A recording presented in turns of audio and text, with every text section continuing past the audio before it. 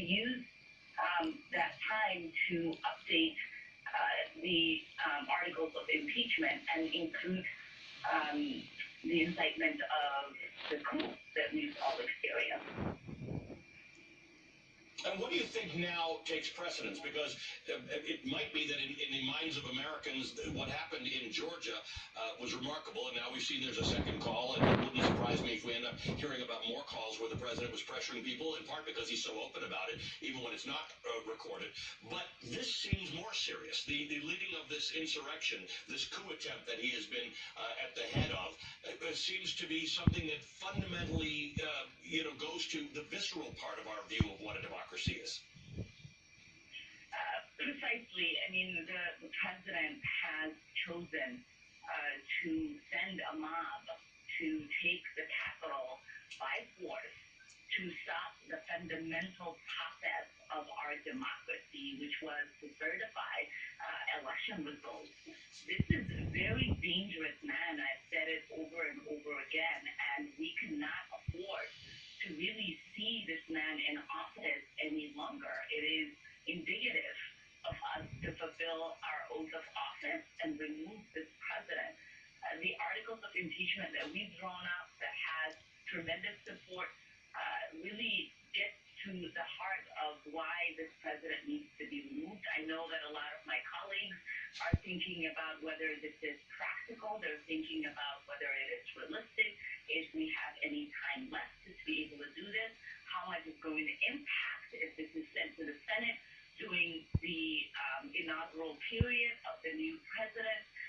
But the reality is that the practicality or the realisticness of this process should not stop us from moving forward. This is what we have to do in order to protect our democracy, our republic, and send a clear message that actions have consequences.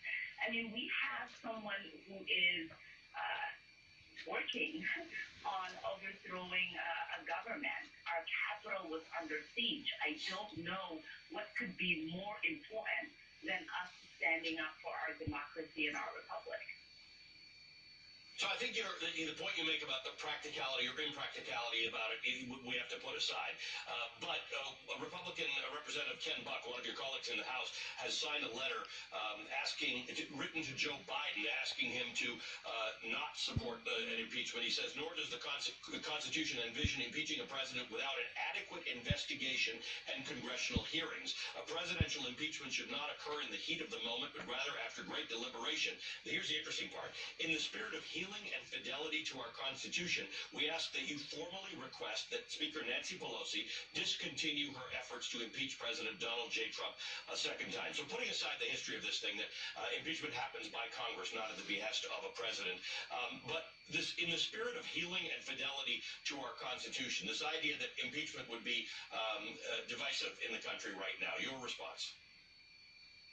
And it's a shameful thing for them to even suggest that we witnessed a crime being committed against our country, and because we want unity and healing, we should decide not to prosecute someone for that crime. I mean, I can't even tell you just how much of a mockery that makes of our democratic institutions, of our Constitution, of the oath of office that we have taken. I am so ashamed to serve with these people who truly have neglected their oath of office. I can't begin to tell you how angry and frustrated it makes me. I mean, we're not even getting to the process of dealing with what has taken place on Wednesday. This is something that has gone on far too long, and I want my colleagues to be shaken and to understand